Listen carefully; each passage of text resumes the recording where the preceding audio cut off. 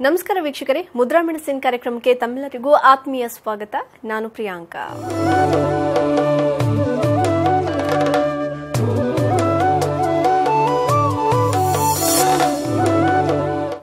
ವೀಕ್ಷಕರೇ, ಇವತ್ತಿನ ಮುದ್ರಾ ಮೆಡಿಸಿನ್ ಕಾರ್ಯಕ್ರಮವನ್ನು ನಡೆಸಿಕೊಡುವುದಕ್ಕೆ ಮುದ್ರಾ ಬ್ರಹ್ಮ, ಮುದ್ರಾ ರತ್ನ, ಮುದ್ರಾ ಶಿರೋಮಣಿ ಗುರೂಜಿ ಶ್ರೀ ಲಕ್ಷ್ಮೀ ಶ್ರೀನಿವಾಸ್ ರವರು ನಮ್ಮೊಂದಿಗಿದ್ದಾರೆ. ಗುರೂಜಿಯವರು ಕಂಪ್ಯೂಟರ್ ಸೈನ್ಸ್ನಲ್ಲಿ ಇಂಜಿನಿಯರಿಂಗ್ ಪದವಿ ಪಡೆದು ಎಂಎಸ್ ಕಂಪ್ಯೂಟರ್ ಸಾಫ್ಟ್ವೇರ್ನಲ್ಲಿ ಸ್ನಾತಕೋತ್ತರ ಪದವಿ ಪಡೆದು ಹಲವಾರು ಮಲ್ಟಿನ್ಯಾಷನಲ್ ಸಾಫ್ಟ್ವೇರ್ ಕಂಪನಿಗಳಲ್ಲಿ 26 ವರ್ಷ ಸತತವಾಗಿ ಸೇವೆ ಸಲ್ಲಿಸಿದ್ದಾರೆ. ಗುರೂಜಿಯವರು ವೇದ ವಿಜ್ಞಾನ, ಜ್ಯೋತಿಷ್ಯ ಶಾಸ್ತ್ರ ಹಾಗೂ ಪುರಾತನ ಮುದ್ರಾ ಮಂತ್ರ, ಯಂತ್ರತಂತ್ರ ಶಾಸ್ತ್ರಗಳಲ್ಲಿ ಸಂಶೋಧನೆಯನ್ನ ನಡೆಸಿ ಔಷಧಿ ರಹಿತ ಜೀವನವನ್ನ ನಡೆಸೋದು ಹೇಗೆ ಹಾಗೂ ಮನೆಗೊಬ್ಬ ವೈದ್ಯನಾಗೋದು ಹೇಗೆ ಅಂತ ತಿಳಿಸಿಕೊಡ್ತಾ ಬಂದಿದ್ದಾರೆ. ಇದಲ್ಲದೆ ಭೂತ, ಪ್ರೇತ, ಮಾಟ ಮಂತ್ರ ತಂತ್ರಗಳ ಬಗ್ಗೆ ಸಂಶೋಧನೆಯನ್ನ ನಡೆಸಿ ಮನೆಗೊಬ್ಬ ಮಾಂತ್ರಿಕ ಮತ್ತು ತಾಂತ್ರಿಕನಾಗುವುದು ಹೇಗೆ ಅಂತ ತಿಳಿಸಿಕೊಡ್ತಾ ಬಂದಿದ್ದಾರೆ.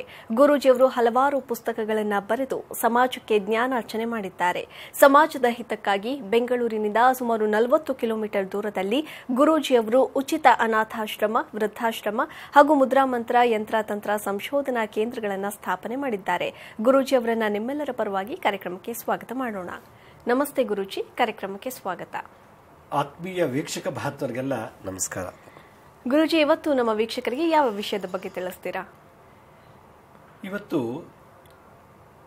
ಕೆಲವರಿಗೆ ಎಕ್ಸೆಸ್ ಆಫ್ ಹೀಟ್ ಆದಾಗ ಹೊಟ್ಟೆನೋ ಬಂದ್ಬಿಡುತ್ತೆ. ತುಂಬಾ ಹೀಟ್ ಆದಾಗ ಹೊಟ್ಟೆನೋ ಬರುತ್ತೆ. ಅದು ಗಂಡಸೆ ಆಗಿರ್ಬೋದು, ಹೆಂಗಸರಿಗೆ ಆಗಿರ್ಬೋದು.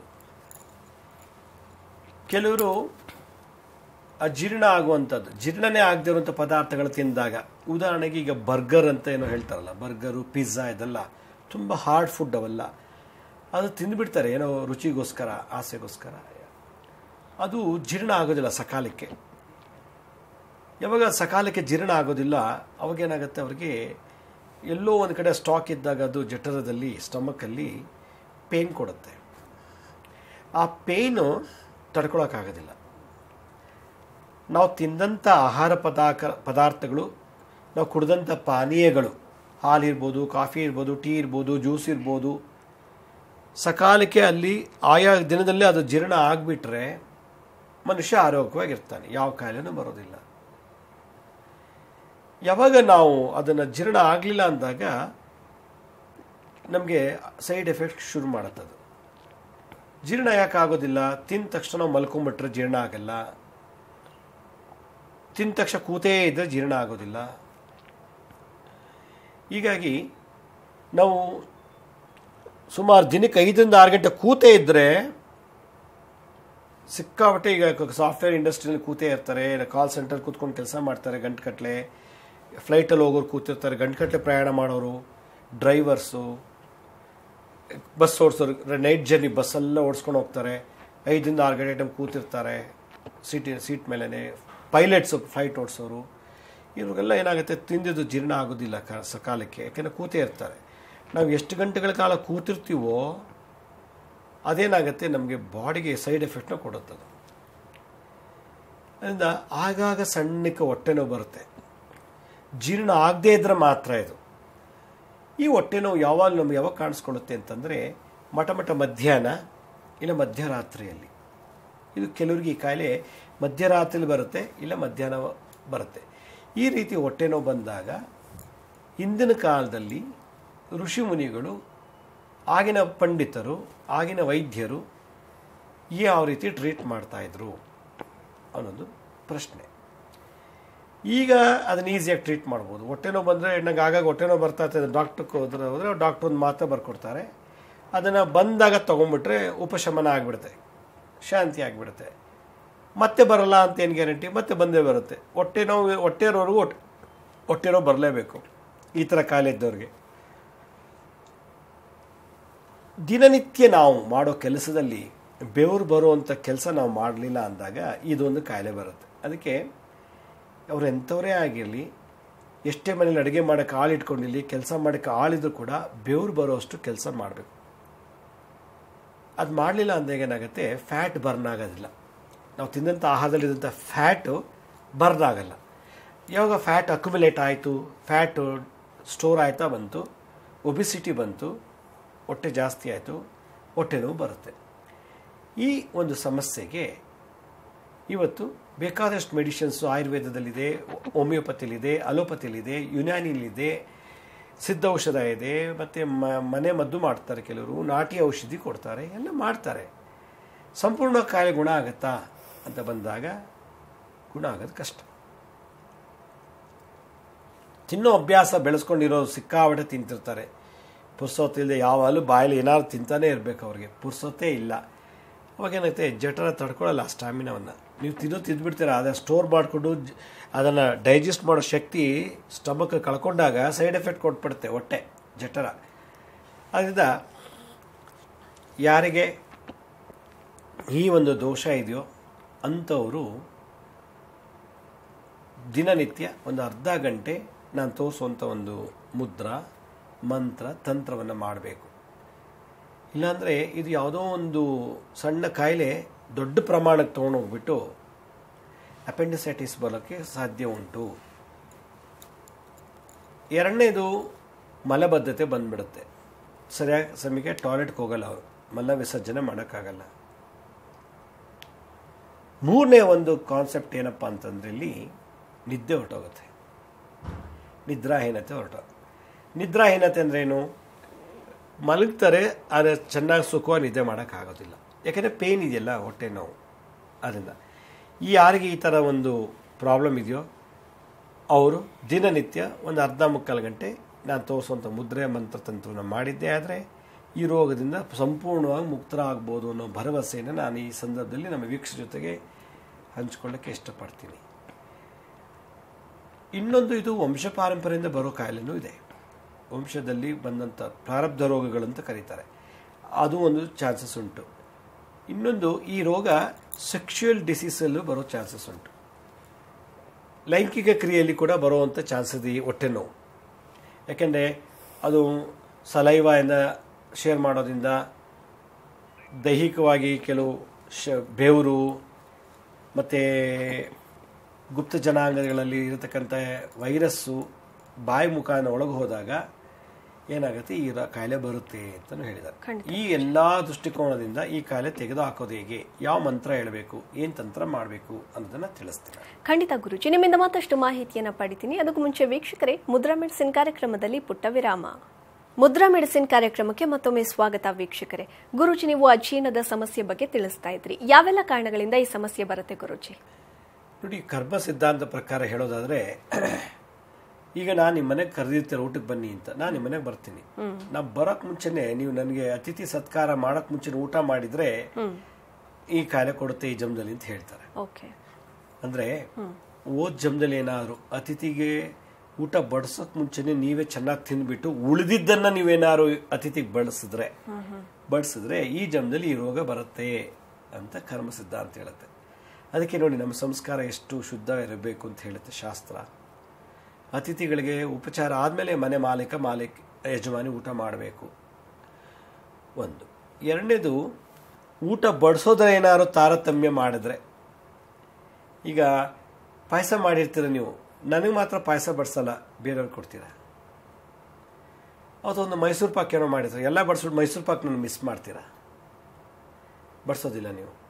ಎಲ್ಲ ಕೊಟ್ಬಿಟ್ಟು ಎಲ್ಲ ಬಡಿಸಿದ್ದೀರಾ, ಆದರೆ ನನಗೆ ಪಲಾವ್ ಮಾತ್ರ ಬಡಿಸಲ್ಲ ನೀವು, ಬರೀ ಅನ್ನ ಸಾರು ಬಡಿಸ್ಬಿಟ್ಟು ಊಟ ಮಾಡ್ಕೊಂಡು ಹೋಗೋದು ಅವ್ನಿಗೆ ಯಾಕೆ ಇದು ಬಡಿಸ್ಬೇಕು, ಅವ್ನಿಗೆ ಯಾಕೆ ಕೊಡಬೇಕು. ಅಲ್ಲೂ ಕೂಡ ಅತಿಥಿನ ಸತ್ಕಾರದಲ್ಲಿ ಲೋಪದೋಷ ಬಂದಾಗ ನೆಕ್ಸ್ಟ್ ಬರ್ತಿಗೆ ಅವ್ರಿಗೆ ಈ ಥರ ಹೊಟ್ಟೆ ನೋವು ಬರುತ್ತೆ ಅಂತ ಹೇಳ್ತಾರೆ. ಮೂರನೇದು, ನೀವು ಏನು ತಿಂತೀರೋ ಅದನ್ನು ಯಾವತ್ತೂ ಟೇಸ್ಟ್ ನೋಡ್ದೇನೆ ಬಡಿಸ್ಬೇಕು ಅಂತ ಶಾಸ್ತ್ರ ಹೇಳುತ್ತೆ. ತಳಪ ಉಪ್ಪು ಸಹಿನೋ ಕಹಿನೋ ರುಚಿನೋ ಇದೆಯೋ ಏನೋ ಬಿಟ್ಟು ಟೇಸ್ಟ್ ನೋಡಿಬಿಟ್ಟು ಚೆನ್ನಾಗಿ ತಿಂದ್ಬಿಟ್ಟು ಆಮೇಲೆ ನೀವು ಬಡಿಸಿದ್ರೆ ಅದು ಅತಿಥಿಗಳಿಗೆ ಮಾಡಿದಂಥ ಅಗೌರವ ಅಂತ. ಎಷ್ಟೋ ಕಡೆ ಋಷಿಮುನಿಗಳು ಇದನ್ನು ಬಹಳ ಖಂಡಿಸಿದ್ದಾರೆ.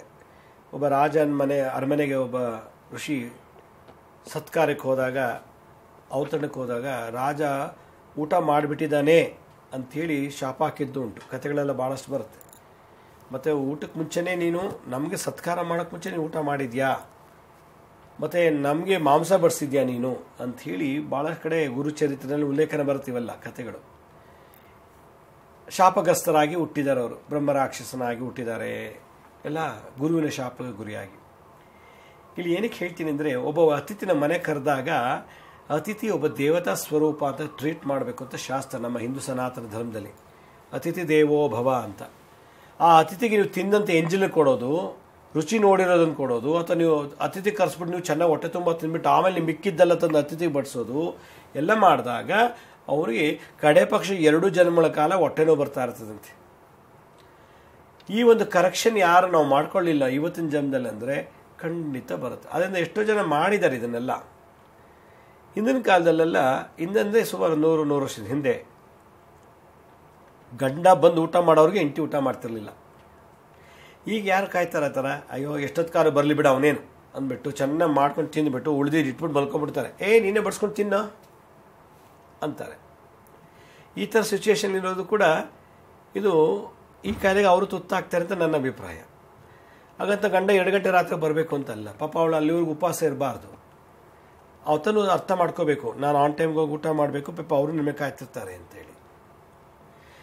ಊಟದಲ್ಲಿ ಭೇದ ಭಾವ ತಾರತಮ್ಯ ಮಾಡಿದಾಗ, ಅಥವಾ ಎಂಜಲ್ ಪದಾರ್ಥವನ್ನು ಅತಿಥಿಗಳಿಗೆ ಬಡಿಸಿದಾಗ, ಅಥವಾ ತಾವು ಚೆನ್ನಾಗಿ ಸಂಪೂರ್ಣ ಊಟ ಮಾಡಿ ಉಳಿದಿದ್ದನ್ನು ಅತಿಥಿಗೆ ಬಡಿಸಿದಾಗ ಈ 2 ಜನ್ಮಗಳ ಕಾಲ ಈ ಹೊಟ್ಟೆ ನೋವು ಬರ್ತದೆ ಅಂತ ಕರ್ಮಸಿದ್ಧ ಅಂತ ಹೇಳ್ತದೆ. ಡಾಕ್ಟ್ರ್ ಏನು ಹೇಳ್ತಾರೆ ಇದಕ್ಕೆ ಸೈಂಟಿಫಿಕ್ ಆಗಿ ಅನಲೈಸ್ ಮಾಡಿದಾಗ, ಡಾಕ್ಟ್ರ್ ಹೇಳೋದಲ್ಲ ಪ್ರಾಬಬ್ಲಿ ಡೈಜೆಷನ್ ಸರಿಯಾಗಿ ಆಗಿಲ್ಲ. ಕೆಲವು ಈ ಒಂದು ಗೋಳಿಗೆ ಏನು ಮಾಡ್ತಾರೆ, ಆಗಾಗ ಸೋಡಾ ಕುಡಿತಾರೆ, ಕೆಲವು ಡ್ರಿಂಕ್ಸ್ ಕುಡಿತಾರೆ. ಏನೂ ಇಲ್ಲ ಅಂದಾಗ ಅವರು ಕೆಲವು ಯಾಲಕ್ಕಿ ತಿಂತಾರೆ, ಇಲ್ಲ ಅಂದರೆ ಜೀರಿಗೆ ತಿಂತಾರೆ, ಇಲ್ಲ ಅಂದರೆ ಈಗೇನೋ ಎಲ್ಲ ಅಂಗಡಿಲೆಲ್ಲ ಸಿಗುತ್ತಲ್ಲ, ಏನು ಭಾವನಾ ಶುಂಠಿ ಅಂತೆ, ಹಾಲ್ಸ್ ಅಂತೆ, ಮಿಂಟ್ ಅಂತೆ, ಏನೇನೆಲ್ಲ ತಿಂತಾರೆ, ಚಾಕ್ಲೇಟ್ ಎಲ್ಲ ತಿಂತಾರೆ ಜನಗಳು ಜೀರ್ಣ ಆಗಬೇಕು ಅಂತೇಳಿ. ಹೀಗೆ ಏನೋ ಒಂದು ರೆಮಿಡಿ ಇಟ್ಕೊಂಡಿದ್ದಾನೆ ಮನುಷ್ಯ. ಆದರೆ ಕರ್ಮವನ್ನು ಕ್ಲೀನ್ ಮಾಡೋಕ್ಕಾಗಲ್ವಲ್ಲ. ಹೋಗಿ ಚಾಕ್ಲೇಟು ಮಿಂಟಿ ಎಲ್ಲ ತಿಂದ ಕ್ಷಣಕ್ಕೆ ಸುಖ ಅಷ್ಟೇ. ಅದು ಪರ್ಮನೆಂಟಾಗಿ ಕ್ಯೂರ್ ಮಾಡೋದಕ್ಕೆ ಏನಿದೆ, ಆ ಪರ್ಮನೆಂಟನ್ನು ಕರೆಕ್ಟಾಗಿ ಕ್ಯೂರ್ ಮಾಡ್ಕೋಬೇಕು ಅಂದರೆ ಆ ಕ್ಲೀನಿಂಗ್ ಪ್ರೋಸೆಸ್ನ ಪತ್ತೆ ಹಚ್ಚಬೇಕು ನಾವು, ಆ ರೂಟ್ ಕಾಸ್ನ ಪತ್ತೆ ಹಚ್ಚಬೇಕು. ಆ ಮೂಲ ಏನು ಗೊತ್ತಾಗಬೇಕು ನಮಗೆ. ಆ ಮೂಲ ಹುಡುಕ್ಲಿಕ್ಕೆ ಏನು ಅಂದರೆ ಈ ಕರ್ಮ ಸಿದ್ಧಾಂತದಲ್ಲಿ ಈ ರೀತಿ ಹೇಳ್ತಾರೆ. ಅದರಿಂದ ಇವತ್ತು ಎಷ್ಟೋ ಮನೆಗಳು ಮಾಡ್ತಾರೆ. ಲಕ್ಷ್ಮೀ ಶ್ರೀನಿವಾಸ್ 12 ಗಂಟೆಗೆ ಬನ್ನಿ ಅಂತ ಹೇಳ್ತಾರೆ. ನಾನು ಅಪ್ಪಿತಪ್ಪಿ 1 ಗಂಟೆಗೆ ಹೋಯ್ತು ಅಂದರೆ, ಅಯ್ಯೋ ನೀವು 12 ಗಂಟೆಗೆ ಬರೋಕ್ಕೆ ಹೇಳಿದ್ವಿ, ಬರಲಿಲ್ಲ. ನಂಗೆ ಡಯಾಬಿಟಿಕ್ ಪೇಷಂಟು, ನಾನು BP ಪೇಷಂಟು, ಸುಸ್ತಾಯಿತು, ನಾನು ತಿಂದುಬಿಟ್ಟೆಪ್ಪ, ಬೇಜಾರು ಮಾಡ್ಕೊಬಿಡಿ, ಬನ್ನಿ ಕೂತ್ಕೊಂಡು ಊಟ ಮಾಡಿ ಅಂದರೆ ನನಗೇನು ಬೇಜಾರಾಗಲ್ಲ, ನನಗೂ ಹೊಟ್ಟೆ ಹಸ್ತಿರುತ್ತೆ, ನಾನು ಊಟ ಮಾಡಿಬಿಡ್ತೀನಿ. ಆದರೆ ಮನೆಗೆ ಬಂದಂಥ ಅತಿಥಿಗೆ ಎಂಜಲ್ ಪದಾರ್ಥ ಬಡಿಸ್ಬಿಟ್ರಲ್ಲ, ಆ ಕರ್ಮ ಯಾರಿಗೂ ಗೊತ್ತಿಲ್ಲದಂಗೆ ಹೊಟ್ಟೋಗ್ಬಿಡ್ತಾವೆ ಜಾತಕಕ್ಕೆ. ಅದರಿಂದ ಯಾರು ಅತಿಥಿಗಳನ್ನ ಮನೆ ಕರೆದ್ರೆ ಭಾಳ ಕೇರ್ಫುಲ್ಲಾಗಿರಬೇಕು. ಕರೆದುಬಿಟ್ಟು ಅವ್ರಿಗಿಂತ ನೀವೇ ತಿಂದುಬಿಟ್ರೆ ಅದು ದೋಷ ಬರ್ತದೆ. ಅದಕ್ಕೆ ಕರಿಬಾರ್ದು. ಕರೆದ ಮೇಲೆ ಧರ್ಮ ಪಾಲನೆ ಮಾಡಬೇಕು, ಆ ಡ್ಯೂಟಿನ ಫಾಲೋ ಮಾಡಬೇಕು. ಈ ಥರ ಕಾರ್ಯಕ್ಕೆ ತುತ್ತಾಗಬಾರ್ದು.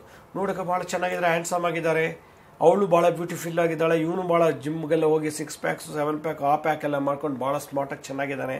ಆದರೆ ಆಗಾಗ ಹೊಟ್ಟೆ ನೋವು ಬರುತ್ತೆ ರೀ. ಯೋಗ ಮಾಡೋರ್ಗೆ ಹೊಟ್ಟೆ ನೋವು, ಜಿಮ್ ಮಾಡೋರ್ಗೆ ಹೊಟ್ಟೆ ನೋವು, ಜಾಗಿಂಗ್ ಮಾಡೋರ್ಗೆ ಹೊಟ್ಟೆ ನೋವು, ವಾಕಿಂಗ್ ಮಾಡೋರ್ಗೆ ಹೊಟ್ಟೆ ನೋವು, ಏರೋಬಿಕ್ಸ್ ಮಾಡೋರ್ಗೆ ಹೊಟ್ಟೆ ನೋವು. ಮತ್ತು ಯಾಕೆ ವಾಕಿಂಗ್ ಮಾಡಬೇಕು, ಯಾಕೆ ಜಿಮ್ಗೆ ಹೋಗಬೇಕು, ಯಾಕೆ ಯೋಗ ಮಾಡಬೇಕು, ಬಿಟ್ಬಿಡ್ಬೋದು. ಏನು ಮಾಡಿದವ್ರಿಗೆ ಒಳ್ಳೆ ಚೆನ್ನಾಗಿದ್ದಾರೆ. ನಮಗೆಲ್ಲ ಮಾಡಿ ಆರೋಗ್ಯ ವಾಕಿಂಗ್ ಮಾಡೋರಿಗೆ ತೊಂದರೆ, ವಾಕಿಂಗ್ ಮಾಡೋರಿಗೆ 108 ರೋಗಗಳು, ಜಿಮ್ಗೆ ಹೋಗೋರಿಗೆ ರೋಗ, ಯೋಗ ಮಾಡೋರಿಗೆ ರೋಗ ಅಂದಮೇಲೆ ಮತ್ತು ಇನ್ನೇನಕ್ಕೆ ಮಾಡಬೇಕು ಅನ್ನೋದು ಪ್ರಶ್ನೆ ಬರುತ್ತೆ. ಅದು ಹಿಂದುಗಡೆ ಏನಿದೆ ಸೀಕ್ರೆಟು? ಕರ್ಮ. ನಮ್ಮ ಕರ್ಮಕ್ಕೆ ಯಾವ ಮೆಡಿಷನ್ನು ಆಗಿ ಬರೋದಿಲ್ಲ, ಯಾವ ಮೆಡಿಷನ್ನು ಅಡ್ಜಸ್ಟ್ ಆಗಲ್ಲ, ಯಾವ ಪೂಜೆ ಯಾವ ಜಾತ್ರೆ ಜಪ ಮಾಡಿದ್ರೂ ಹೋಗಲ್ಲ. ಕರ್ಮ ಅನುಭವಿಸಲೇಬೇಕು. ಆದ್ದರಿಂದ ಕರ್ಮ ಸಿದ್ಧಾಂತ ಪ್ರಕಾರ ಅತಿಥಿ ಸತ್ಕಾರ ಬಹಳ ವಿಶೇಷ, ದೈವ ರೂಪದಲ್ಲಿ ನೋಡಬೇಕು ಅವನ್ನ. ನಮ್ಮ ಇಂಡಿಯನ್ ಮೈಥಾಲಜಿ ಪ್ರಕಾರ, ನಮ್ಮ ಪುರಾಣಗಳಲ್ಲಿ, ಭಾಗವತಗಳಲ್ಲಿ ಎಲ್ಲ ಕಡೆನೇ ಅತಿಥಿನ ಯಾವ ರೀತಿ ಸತ್ಕರಿಸಬೇಕು ಅನ್ನೋದನ್ನು ಬಹಳ ಒತ್ತು ಕೊಟ್ಟು ಹೇಳಿದ್ದಾರೆ. ಅದು ಮಿಸ್ ಆದಾಗ ಈ ರೀತಿ ಹೊಟ್ಟೆ ನೋವು ಬರುತ್ತೆ. ಅಖಂಡ ದೀರ್ಘ ಉದರ ಶೂಲ ಅಂತ ಇದಕ್ಕೆ ಹೆಸರಿಟ್ಬಿಟ್ರು. ಅಖಂಡ ದೀರ್ಘ ಉದರ ಶೂಲ. ಅಖಂಡ ಅಂದರೆ ಬಹಳ ಜೋರಾಗಿ ನಿರಂತರವಾಗಿ ಆಗಾಗ ಬರ್ತಾ ಇರೋದು ಉದರ ಶೂಲ. ಉದರ ಅಂದರೆ ಹೊಟ್ಟೆ, ಶೂಲ ಅಂದರೆ ಬಾಧೆ. ಇವು ಕೊಡುವಂಥ ಕಾಯಿಲೆ ತುತ್ತಾದಾಗ ಇದು ಅಲ್ಸರ್ ಅಲ್ಲ, ಅಪೆಂಡಿಸೈಟಿಸು ಅಲ್ಲ, ಅದು ಶಾಪಗ್ರಸ್ತ ರೋಗ, ಅತಿಥಿ ಸತ್ಕಾರದಲ್ಲಿ ಬಂದಂಥ ದೋಷ. ಈ ದೋಷನ ಹಿಂದಿನ ಕಾಲದಲ್ಲಿ ಇದನ್ನು ಅರಿತು ಋಷಿಮುನಿಗಳು ಮೆಡಿಸಿನ್ ಇಲ್ದೇ, ಯಾವುದೇ ಇಲ್ದೇ, ಒಂದು ಪೈಸಾ ಬಂಡವಾಳ ಇಲ್ದೇ, ಯಾವ ಇನ್ವೆಸ್ಟ್ಮೆಂಟು ಇಲ್ದೇ ಬಹಳ ಸುಲಭವಾಗಿ ಮುದ್ರಗಳಿಂದ, ಮಂತ್ರಗಳಿಂದ, ತಂತ್ರಗಳಿಂದ ನಿವಾರಣೆ ಮಾಡ್ತಾ ಇದ್ರು ನಮ್ಮ ವೇದ ವಿಜ್ಞಾನ ಕಾಲದಲ್ಲಿ.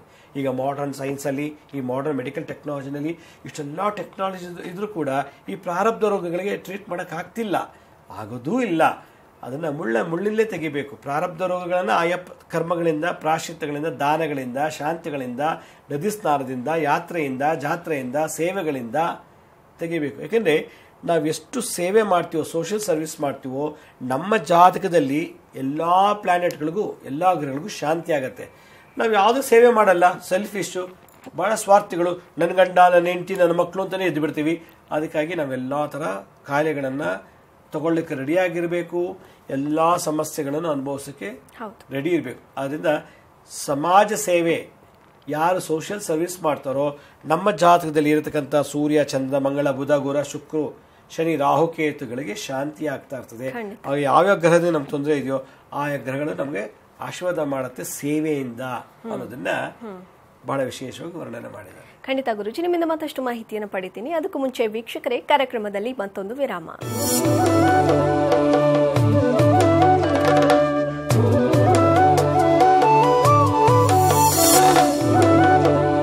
ಮುದ್ರಾ ಮೆಡಿಸಿನ್ ಕಾರ್ಯಕ್ರಮಕ್ಕೆ ಮತ್ತೊಮ್ಮೆ ಸ್ವಾಗತ ವೀಕ್ಷಕರೇ.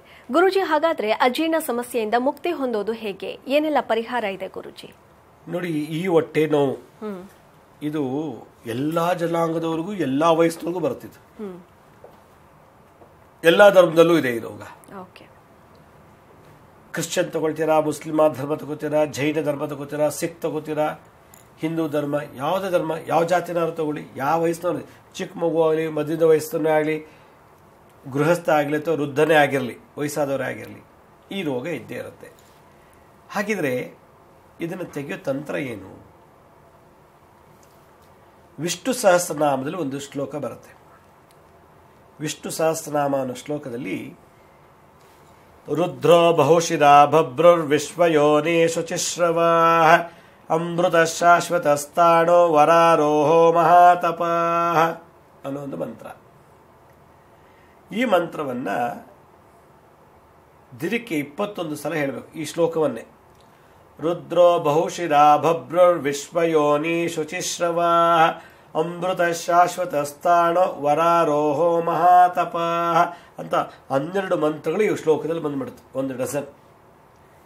ಇದನ್ನ ಉತ್ತರಕ್ಕೆ ಮುಖ ಮಾಡಿಕೊಂಡು ಇದೊಂದೇ ಶ್ಲೋಕ ಹೇಳಬೇಕು 21 ಸಲ ಅಥವಾ 108 ಸಲ. ರುದ್ರೋ ಬಹುಶಿರಾ ಭಭ್ರುರ್ವಿಶ್ವಯೋನಿ ಶುಚಿಶ್ರವಾ ಅಮೃತ ಶಾಶ್ವತಸ್ಥಾಣೋ ವರಾರೋಹೋ ಮಹಾತಪಾ ರುದ್ರೋ ಬಹುಶಿರಾ ಭಭ್ರುರ್ವಿಶ್ವಯೋನಿ ಶುಚಿಶ್ರವಾ ಅಮೃತ ಶಾಶ್ವತಸ್ಥಾಣೋ ವರಾರೋಹೋ ಮಹಾತಪಾ ಅನ್ನೋ ಮಂತ್ರನ ಹೇಳೋದ್ರಿಂದ ಅವನಿಗೆ ಈ ಕಾಯಿಲೆ ಸಂಪೂರ್ಣವಾಗಿ ಜಾತಕದಿಂದನೇ ಹೊರಟೋಗುತ್ತೆ, ಮೆಡಿಷನ್ ಇಲ್ದೇನೆ. ಇದು ಮಂತ್ರ ಪಠನೆ ಅಷ್ಟೇ, ಇದಕ್ಕೆ ಮುದ್ರೆ ಏನಿಲ್ಲ. ತಂತ್ರ ಏನು? ಒಂದು ದಳ ತುಳಸಿನ ಕೈಲಿ ಇಟ್ಕೊಂಡು ಮಂತ್ರ ಹೇಳ್ಬೇಕಂತೆ. ಒಂದು 2-3 ದಳ ತುಳಸಿ ಕೈಲಿ ಇಟ್ಕೊಂಡು ಒಂದು ಅರ್ಧ ಗಂಟೆ ಉತ್ತರಕ್ಕೆ ಮುಖ ಮಾಡಿಕೊಂಡು ರುದ್ರೋ ಬಹುಶಿರಾ ಭಭ್ರುರ್ವಿಶ್ವಯೋನಿ ಶುಚಿಶ್ರವಾ ಅಮೃತ ಶಾಶ್ವತಸ್ಥಾಣೋ ವರಾರೋಹೋ ಮಹಾತಪಾ ರುದ್ರೋ ಬಹುಶಿರಾ ಭಭ್ರುರ್ವಿಶ್ವಯೋನಿ ಶುಚಿಶ್ರವಾ ಅಮೃತ ಶಾಶ್ವತಸ್ಥಾಣೋ ವರಾರೋಹೋ ಮಹಾತಪಾ ಅನ್ನೋ ಮಂತ್ರ ಹೇಳೋದ್ರಿಂದ ಈ ಕಾಯಿಲೆ ಹೊರಟೋಗುತ್ತೆ. ಮತ್ತು ಆ ತುಳಸಿ ಏನಾಗುತ್ತೆ, ಮಂತ್ರ ಹೇಳ್ತಾ ಆ ತುಳಸಿಗೆ ಎನರ್ಜೈಸ್ಡ್ ಆಗಿರುತ್ತೆ. ಮಂತ್ರಿಸಿ ಅದನ್ನು ಹಾಗೆ ತೊಗೊಂಡು ತಿಂದ್ಬಿಡ್ಬೇಕು. ಇದು ತಂತ್ರ. ತಿಂದಾಗ ಈ ಹೊಟ್ಟೆ ನೋವು ಉಪಶಮನ ಆಗುತ್ತೆ, ಎಂಥ ನೋವಿದ್ರೂ ಹೊರಟೋಗುತ್ತೆ. ಇದು ವಿಶೇಷವಾದಂಥ ಒಂದು ಪ್ರಯೋಗ. ಇದೇ ಮಂತ್ರ ಹೇಳ್ಕೊಂಡು ಶಿವನಿಗೆ ಅಭಿಷೇಕ ಮಾಡಿಬಿಟ್ರೆ, ಶಿವಲಿಂಗ, ನಿಮ್ಮ ಮನೇಲಿ ಶಿವಲಿಂಗ ಇದ್ರೆ ಒಂದು 21 ಲೋಟದಲ್ಲಿ ಒಂದೊಂದು ಮೊಸಲಕ್ಕೂ ಒಂದೊಂದು ಲೋಟ ನೀರು ಹಾಕೋದು.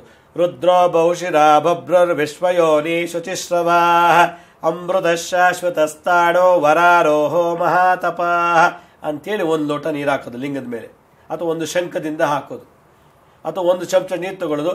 ರುದ್ರೋ ಬಹುಶಿರಾ ಭಭ್ರುರ್ವಿಶ್ವಯೋನಿ ಶುಚಿಶ್ರವಾ ಅಮೃತ ಶಾಶ್ವತಸ್ಥಾಣೋ ವರಾರೋಹೋ ಮಹಾತಪಃ ಅಂತೇಳಿ 21 ಬಾರಿ ಲಿಂಗಕ್ಕೆ ಅಭಿಷೇಕ ಮಾಡಿದ್ರೆ ಈ ಕಾಯಿಲೆ ಹೊರಟೋಗುತ್ತದೆ. ಇದೇ ಶಾಂತಿ ಪರಿಹಾರ. ಇದು ವಿಶೇಷವಾಗಿ ಮಾಡುವಂಥ ಒಂದು ಪರಿಹಾರ. ಇದನ್ನು ಯಾರು ಮಾಡ್ತಾರೋ ಅವರಿಗೆ ಈ ಥರ ಹೊಟ್ಟೆ ನೋವು ನಾನು ಏನೇನು ಸಿಂಪ್ಟಮ್ಸ್ ಹೇಳೋನೋ ಆ ದೋಷ ನಿವಾರಣೆ ಆಗುತ್ತೆ. ಬಹಳ ವಿಶೇಷ. ಇದು ವಿಷ್ಣು ಪುರಾಣದಲ್ಲಿ ಬರುವಂಥ ಒಂದು ವಿಶೇಷವಾದಂಥ ಮಾಹಿತಿ. ಅಷ್ಟು ಪವರ್ಫುಲ್ ಈ ಒಂದು ಮಂತ್ರ ಶ್ಲೋಕ ಇದು 12 ಮಂತ್ರ ಇದೆ. ರುದ್ರೋ ಬಹುಶಿರ ಭಬ್ರುರ್ ವಿಶ್ವಯೋನಿ ಶಚಿಶ್ರವಾ ಅಮೃತ ಶಾಶ್ವತಸ್ಥಾಣು ವರಾರೋಹೋ ಮಹಾತಪಾಹ. ಇದೊಂದೇ ಹೇಳಿದ್ರೆ ಸಾಕು, ವಿಷ್ಣು ಸಹಸ್ರನಾಮ ಸರ್ವರೋಗಕ್ಕೂ ಮದ್ದು ಅಂತ ಹೇಳ್ತಾರೆ. ಖಂಡಿತ ಗುರುಜಿ. ಇನ್ನು ಇದೇ ಫೆಬ್ರವರಿ 2 ಮತ್ತು 3ನೇ ತಾರೀಕು ಇಂಟರ್ನ್ಯಾಷನಲ್ ಕಾನ್ಫರೆನ್ಸ್ ಒಂದನ್ನು ಮಾಡ್ತಾ ಇದ್ದೀರಾ. ಈ ಕಾನ್ಫರೆನ್ಸ್ ಮಾಡೋದ್ರ ಉದ್ದೇಶ ಏನು ಗುರುಜಿ? ನೋಡಿ, ಫೆಬ್ರವರಿ 2 ಮತ್ತು 3ನೇ ತಾರೀಕು international Vedic astrology, medical astrology, vastu, medical vastu ಅಂತಾರಾಷ್ಟ್ರೀಯ ಮಟ್ಟದಲ್ಲಿ ನಮ್ಮ ಜ್ಯೋತಿಷ್ಯ ಶಾಸ್ತ್ರ, ವೈದ್ಯಕೀಯ ಜ್ಯೋತಿಷ್ಯ, ವಾಸ್ತು, ವೈದ್ಯಕೀಯ ವಾಸ್ತು ಬಗ್ಗೆ ಒಂದು ಚಿಂತನ ಮಾಡುವಂತ ಒಂದು ಸಮ್ಮೇಳನ. ಅಂದ್ರೆ ಹಿಂದೆ ಹೇಗಿತ್ತು ಜ್ಯೋತಿಷ್ಯ, ಇವತ್ತಿನ ಕಾಲಕ್ಕೆ ಹೆಂಗೆ ಅಡ್ಜಸ್ಟ್ ಆಗ್ತಿದೆ. ಇವತ್ತು ನಮ್ಮ ರೆಮಿಡಿಯಲ್ ಆಸ್ಟ್ರಾಲಜಿ ಪರಿಹಾರ ಜ್ಯೋತಿಷ್ಯ ಅಷ್ಟು ವರ್ಕೌಟ್ ಆಗ್ತಿಲ್ಲ. ಯಾಕಂದ್ರೆ ಇಂಟರ್ಕ್ಯಾಸ್ಟ್ ಮ್ಯಾರೇಜ್ ಆಗಿದೆ, ಜೀನ್ಸಲ್ಲಿ ಭಾಳ ಚೇಂಜಸ್ ಆಗಿದೆ, ಮತ್ತು ಶಾಸ್ತ್ರ ಉಲ್ಲಂಘನ ಆಗ್ತಿದೆ, ಧರ್ಮ ಉಲ್ಲಂಘನ ಆಗ್ತಾ ಇದೆ, ಮಡಿಗಳು ಮೈಲಿಗೆಗಳು ಅಂತ ಇನ್ನೇನೋ ಕಟ್ಟಾಚಾರಗಳೆಲ್ಲ ಶುರು ಆಗಿಬಿಟ್ಟು ಜ್ಯೋತಿಷ್ಯ ಹೇಳುವಂಥ ಒಂದು ಪರಿಹಾರ ವರ್ಕೌಟ್ ಆಗ್ತಿಲ್ಲ, ಲಾಭ ಆಗ್ತಿಲ್ಲ. ಕಾರಣ ಏನು?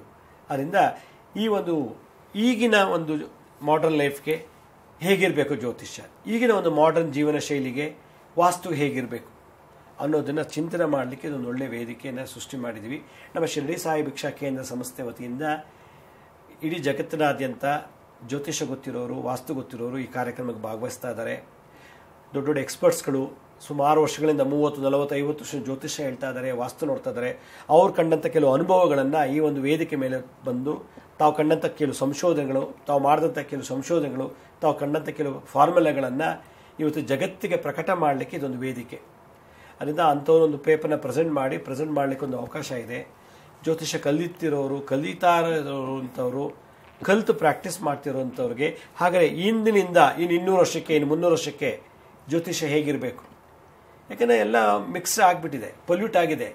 ಶಾಸ್ತ್ರ ಧರ್ಮ ಎಲ್ಲ ಪೊಲ್ಯೂಟ್ ಆಗಿರೋದ್ರಿಂದ ನಿಖರವಾಗಿ ಭವಿಷ್ಯ ಹೇಳಬೇಕು ಅಂದರೆ, ನಿಖರವಾದಂಥ ವಾಸ್ತು ನಾವು ಕೊಡಬೇಕು ಅಂತಂದರೆ ಏನೆಲ್ಲ ಮಾಡಬೇಕು. ಹಾಗಾದರೆ ಮೆಡಿಕಲ್ ವಾಸ್ತು ಅಂದರೆ ಏನು? ಮೆಡಿಕಲ್ ಶಕ್ತಿ ಉತ್ಪತ್ತಿ ಮಾಡೋದಾಗೆ, ಜ್ಯೋತಿಷ್ಯಲ್ಲಿ ಮೆಡಿಕಲ್ ಆಸ್ಟ್ರಾಲಜಿ ಹೇಗಿದೆ, ಯಾವ ನಕ್ಷತ್ರದಿಂದ ಯಾವ ಕಾಯಿಲೆ ಬರುತ್ತೆ, ಯಾವ ದಶಾಪತಿ ಬಂದಾಗ ಯಾವ ಮನುಷ್ಯನಿಗೆ ಯಾವ ಕಾಯಿಲೆ ಬರುತ್ತೆ ಅನ್ನೋದ್ರ ಬಗ್ಗೆ ಚಿಂತನೆ ಮಾಡೋದು. ಯಾವುದೇ ಏರಿಯಾ ಆಗಲಿ ಜ್ಯೋತಿಷ್ಯ ಅಥವಾ ಮೆಡಿಕಲ್ ಆಸ್ಟ್ರಾಲಜಿ ವಾಸ್ತುನಲ್ಲಿ ಆಸಕ್ತಿ ಇರುವಂಥವ್ರು ತಾವು ಕಂಡಂಥ ಕೆಲವು ಅನುಭವಗಳನ್ನು ಒಂದು 10 ಪುಟಗಳಲ್ಲಿ ಬರೆದು ಈ ಒಂದು 2 ಮತ್ತು 3ನೇ ತಾರೀಕು ಫೆಬ್ರವರಿ ಪ್ರೆಸೆಂಟ್ ಮಾಡಿದ್ದೆ ಆದರೆ ನಾವು ಶಾರ್ಟ್ ಲಿಸ್ಟ್ ಮಾಡಿದಂಥ ಪೇಪರು ಇಂಟರ್ನ್ಯಾಷನಲ್ ಜರ್ನಲ್ಗೆ ಹೋಗುತ್ತೆ, ಆ ಮ್ಯಾಗ್ಝಿನ್ಗೆ ಹೋಗಿ ಸೇರುತ್ತೆ ಅವರ ಆರ್ಟಿಕಲ್ಲು, ಮತ್ತು ಇಂಟರ್ನ್ಯಾಷನಲ್ ಲೆವೆಲ್ ಅವ್ರ ಹೆಸರು ಬೆಳೆಯುತ್ತೆ. ಇಂಟರ್ನ್ಯಾಷನಲ್ ಲೆವೆಲಲ್ಲಿ ಅವರ ಕನೆಕ್ಟಿವಿಟಿ, ಅವರ ರಿಲೇಷನ್ಶಿಪ್, ಅವ್ರ ಸಂಬಂಧ, ಅವರ ಒಂದು ಸಂಪರ್ಕಗಳು ಹೆಚ್ಚಿಗೆ ಬೆಳೆಯುತ್ತೆ. ಮತ್ತು ಇದೊಂದು ಒಳ್ಳೆ ವೇದಿಕೆ. Vedic astrology, medical astrology, vastu, medical ವಾಸ್ತು ಇದ್ರ ಬಗ್ಗೆ ಚಿಂತನೆ ಮಾಡಿ ಮುಂದಿನಲ್ಲಿ ಯಾವ ರೀತಿ ನಾವು ಮಾರ್ಪಾಟ್ ಮಾಡಬೇಕು, ಕಾಯಿಲೆಗಳನ್ನು ಮೆಡಿಸಿನ್ ಇಲ್ಲದೆ ಹೆಂಗೆ ಕ್ಯೂರ್ ಮಾಡಬೇಕಾದ್ರೆ ಯಾವ ಗ್ರಹಗಳಿಗೆ ಏನು ಮಾಡಬೇಕು ಅನ್ನೋ ಒಂದು ಕಾನ್ಸೆಪ್ಟನ್ನು ಚಿಂತನೆ ಮಾಡುವಂಥದ್ದು, ಡಿಸೈಡ್ ಮಾಡುವಂಥದ್ದು. ಹಾಗೆ ಯಾರು ಅಭ್ಯಾಸ ಮಾಡ್ತಿದ್ದಾರೋ, ಅಭ್ಯಾಸ ಮಾಡಿ ಪ್ರಾಕ್ಟೀಸ್ ಮಾಡ್ತಿದ್ದಾರೋ, ಯಾರು ಎಕ್ಸ್ಪರ್ಟ್ಸ್ ಅಂತಾರೋ, ಪಂಡಿತ ಪಾಮರ್ ಅಂತಾರೋ, ಅವರು ಈ ವೇದಿಕೆಯನ್ನು ಉಪಯೋಗಿಸ್ಕೊಂಡು ಅವ್ರು ತಾವು ಕಂಡಂಥ ಅನುಭವನ ಹಂಚ್ಕೊಳ್ಳಿಕ್ಕೆ ಇದೊಂದು ಒಳ್ಳೆ ವಿಶೇಷವಾದಂಥ ಆಪರ್ಚುನಿಟಿ. ಇದರಲ್ಲಿ ಗೋಲ್ಡು, ಸಿಲ್ವರು, ಪ್ಲಾಟಿನಮ್ ಅಂತ 3 ಗ್ರೂಪ್ ಮಾಡಿದ್ದೀವಿ. ಇದರಲ್ಲಿ ಯಾವುದಾದ್ರು ಅವ್ರು ಆಯ್ಕೆ ಮಾಡಿ ಅದು ಭಾಗವಹಿಸ್ಬೋದು. ಇದ್ರ ಬಗ್ಗೆ ಹೆಚ್ಚಿನ ಮಾಹಿತಿ ಬೇಕು ಅಂದರೆ ನಮ್ಮ www.ssbkimac.com ಅಂತ ಒಂದು ವೆಬ್ಸೈಟ್ ಮಾಡಿದ್ದೀವಿ. ಆ ವೆಬ್ಸೈಟ್ನಲ್ಲಿ ನೋಡಿದ್ರೆ ಎಲ್ಲ ಡೀಟೇಲ್ಸು ಇದೆ. ಆನ್ಲೈನ್ ರಿಜಿಸ್ಟ್ರೇಷನ್ ಇದೆ. ಅದರಿಂದ 15ನೇ ತಾರೀಕೊಳಗೆ ತಮ್ಮ ಪೇಪರನ್ನು ಪ್ರೆಸೆಂಟ್ ಮಾಡಿದ್ರೆ ನಾವು ಅದನ್ನು ಜನರಲ್ಗೆ ಹಾಕಲಿಕ್ಕೆ ಪ್ರಯತ್ನ ಪಡ್ತೀವಿ, ಶಾರ್ಟ್ ಲಿಸ್ಟ್ ಮಾಡಿ. ಮತ್ತು ಇದರಲ್ಲಿ ಏನಂತಂದರೆ ಈಗಿನ ಒಂದು ಜ್ಯೋತಿಷ್ಯ ಏನು ಹೇಳ್ತಿದ್ದೀವೋ ಹಿಂದಿಗೂ ಜ್ಯೋತಿಷ್ಯಕ್ಕೆ ಎಷ್ಟು ಗ್ಯಾಪ್ ಇದೆ ಅನ್ನೋದನ್ನು ತೋರಿಸ್ಲಿಕ್ಕೆ ಇದೊಂದು ಒಳ್ಳೆಯ ಅವಕಾಶ. ಅದರಿಂದ ಯಾರು ದೊಡ್ಡ ದೊಡ್ಡ ಪಂಡಿತರು ಏನಿದಾರೋ ಅವ್ರಿಗೆ ಇದೊಂದು ಒಳ್ಳೆ ಟ್ಯಾಲೆಂಟನ್ನು ಹಂಚ್ಕೊಳ್ಬೋದು ಅಂತ ಮತ್ತೊಂದು ಸಲ ಹೇಳ್ತೀನಿ. ಈ ಒಂದು ಸೆಮಿನಾರ್ನ ಭಾಗವಹಿಸಿ ಪ್ರೆಸೆಂಟ್ ಮಾಡಿದಂಥ ಪೇಪರ್ನ ಅಂಥ ವ್ಯಕ್ತಿಗಳಿಗೆ ನಾವು ಒಳ್ಳೆ ಹೆಸರು ಕೊಡ್ತೀವಿ, ಒಳ್ಳೆ ಟೈಟ್ಲ್ ಕೊಟ್ಟು ಸನ್ಮಾನ ಮಾಡಿ ಒಳ್ಳೆ ಗಿಫ್ಟ್ ಕೊಡ್ತಾ ಇದ್ದೀವಿ. ಮತ್ತು ಇಂಟರ್ನ್ಯಾಷನಲ್ ಅವ್ರನ್ನ ಪ್ರಚಾರ ಮಾಡ್ತಾ ಇದ್ದೀವಿ, ಮಾರ್ಕೆಟಿಂಗ್ ಮಾಡ್ತೀವಿ. ನನಗೂ ಮಾರ್ಕೆಟಿಂಗ್ ಮಾಡ್ಕೊಳ್ಳೋಕ್ಕಾಗಲ್ಲ, ನನ್ನ ಟ್ಯಾಲೆಂಟನ್ನು ನಾನು ಮಾರ್ಕೆಟ್ ಮಾಡ್ಕೊಳ್ಳೋಕ್ಕಾಗಲ್ಲ. ಯಾವುದಾದ್ರು ಒಂದು ವೇದಿಕೆ ಬೇಕು, ನನಗೆ ಎಷ್ಟು ಗೊತ್ತಿದೆ, ನಾನು ಏನು ಹೇಳಬಲ್ಲೆ ಸಮಾಜಕ್ಕೆ, ಮತ್ತು ನನ್ನ ಕೊಡುಗೆ ಏನು ಜ್ಯೋತಿಷ್ಯ ಶಾಸ್ತ್ರದಲ್ಲಿ, ನನ್ನ ಕೊಡುಗೆ ಏನು ಈ ವಾಸ್ತು ಅನ್ನೋದರಲ್ಲಿ ಅದನ್ನು ತೋರಿಸಲಿಕ್ಕೆ ನಮ್ಮ ಭಿಕ್ಷಾ ಕೇಂದ್ರ ವತಿಯಿಂದ ಈ ಒಂದು ಕಾನ್ಫರೆನ್ಸ್ ಮಾಡ್ತಾ ಇದ್ದೀವಿ. ಖಂಡಿತ. ಅದರಿಂದ ಯಾರ್ಯಾರಿಗೆ ಆಸಕ್ತಿ ಇದೋ ಯುವಕರು ಅದರಲ್ಲೂ ಯಂಗ್ಸ್ಟರ್ಸು ಇದನ್ನೆಲ್ಲ ಪಾರ್ಟಿಸಿಪೇಟ್ ಮಾಡಬೇಕು. ಯಾಕಂದರೆ ನಾವು ಮುಂದೆ ಯಾವ ರೀತಿ ಏನು ಕಲಿತ್ರೆ ನಮ್ಮ ಕ್ಯಾರಿಯರ್ ಇಂಪ್ರೂವ್ ಆಗುತ್ತೆ. ಮೆಡಿಕಲ್ ಆಸ್ಟ್ರಾಲಜಿ ಕಲಿಬೇಕಾ, ಮೆಡಿಕಲ್ ವಾಸ್ತುಗೆ ಹೋಗ್ಬೇಕಾ, ಇಲ್ಲ ವೇದಿಕ್ ಆಸ್ಟ್ರಾಲಜಿಗೆ ಹೋಗ್ಬೇಕಾ, ಇಲ್ಲ ವೇದಿಕ್ ವಾಸ್ತುಗೆ ಹೋಗ್ಬೇಕಾ ಅನ್ನೋದನ್ನ ಒಂದು ಗ್ಯಾಪ್ ಏನಿದೆಯೋ ಅದನ್ನ ಅರ್ಥ ಮಾಡಿಕೊಂಡು ತಮ್ಮ ಕ್ಯಾರಿಯರ್ನ ಸೆಟ್ ಮಾಡ್ಕೊಳ್ಳೋಕ್ಕೆ, ತಮ್ಮ ಗ್ರೋತ್ ಬೆಳೆಸೋದಕ್ಕೆ ಹೇಗೆ ಅನ್ನೋದು ಈ ಒಂದು ಕಾನ್ಫರೆನ್ಸ್ ಅವ್ರಿಗೆ ಒಂದು ಒಳ್ಳೆ ಯೂಟರ್ನ್ ಕೊಡ್ಲಿಕ್ಕೆ ಒಂದು ಒಳ್ಳೆ ಅವಕಾಶ ಇದೆ ಅಂತ ನಾನು ಹೇಳಲಿಕ್ಕೆ ಇಷ್ಟಪಡ್ತೀನಿ. ಖಂಡಿತ ಗುರುಜಿ, ಇಷ್ಟೊತ್ತು ನಮ್ಮ ವೀಕ್ಷಕರಿಗೆ ಅಜೀರ್ಣದ ಬಗ್ಗೆ ಸಾಕಷ್ಟು ಮಾಹಿತಿಯನ್ನ ತಿಳಿಸ್ಕೊಟ್ರಿ, ಜೊತೆಗೆ ಪರಿಹಾರವನ್ನ ಕೂಡ ತಿಳಿಸ್ಕೊಟ್ಟಿದ್ದಕ್ಕೆ ಧನ್ಯವಾದ ಗುರುಜಿ.